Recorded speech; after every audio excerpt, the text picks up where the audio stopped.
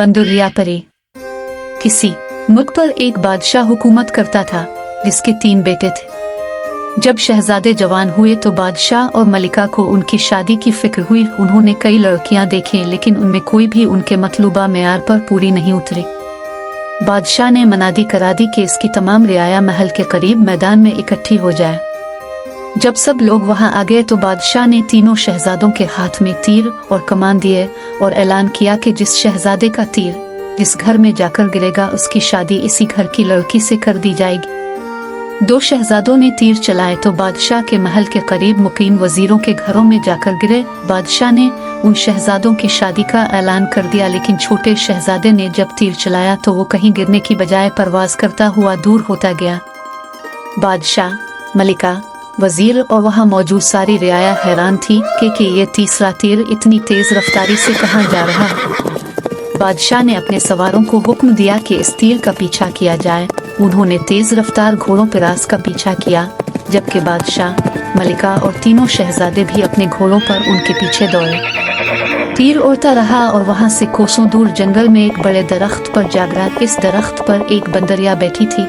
ये माजरा देखकर बादशाह और मलिका दोनों परेशान होकर एक दूसरे का मुंह तकने लगे, जबकि दोनों शहजादे अपने छोटे भाई का मजाक उड़ाने लगे। बंदरिया ने जब छोटे शहजादे को परेशान देखा तो कहा कि शहजादे परेशान न हो, मैं बंदरिया नहीं हूँ बल्कि एक जादूगरनी ने अपने सिहर के जरिए मुझे बंदरिया बना दिया है।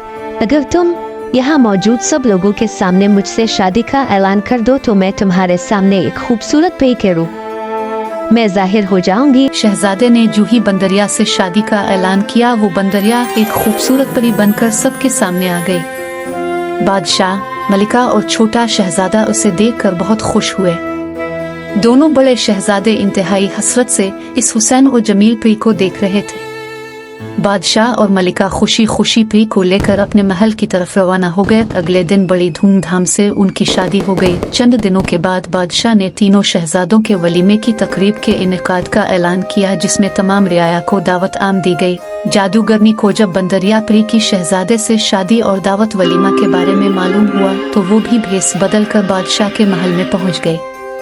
दावत आम में जब सब लोग खाने पीने में मसरूफ थे तो वो चुपके से उठी और परी के करीब जाकर इस पर दोबारा सिहर फूंका और वहां से चली गई।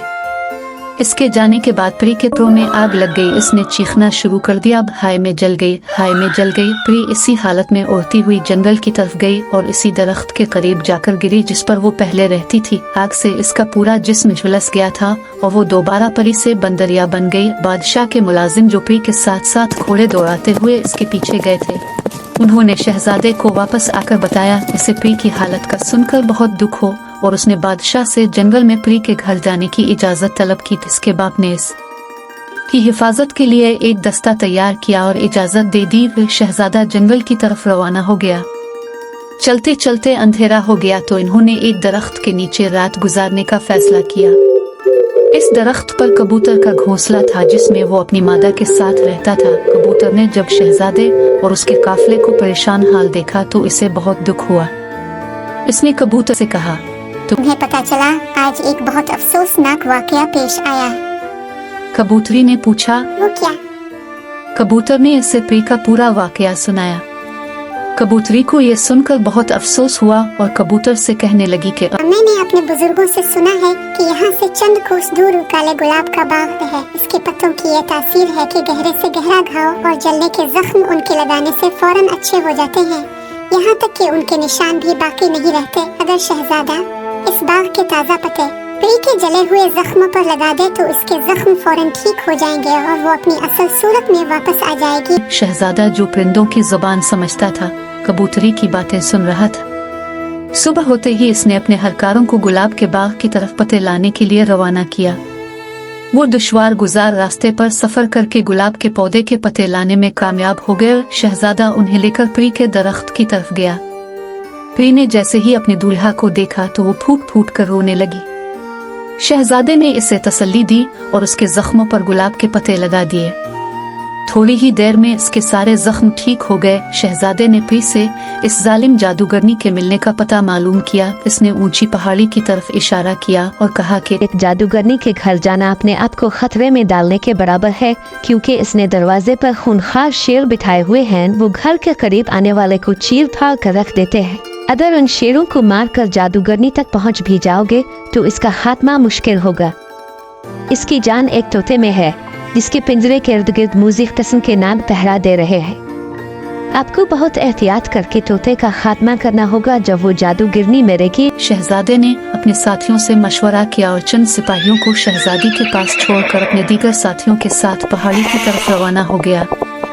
इसने शेरों की खुराक के लिए अपने साथ चंद बकरियां भी ले ली थी। जो ही शहजादा और उसके साथी जादूगरनी के घर के करीब पहुंचे, खूंखार शीरान की तरफ लपके। शहजादे और उसके साथियों ने शेरों के आगे बकरियां डाल दें। भूखे शेर बकरियां खाने में मसरूफ हो गए। उन्हें पेट भरने में मशगूल देखकर शहजादे और उसके साथियों को जाने का मौका मिल गया। वो घर के अंदर दाखिल हुए और तोते का पिंजरा लेकर बाहर आकर परी के दरख्त की तरफ घोड़ा दौड़ाते हुए भागे।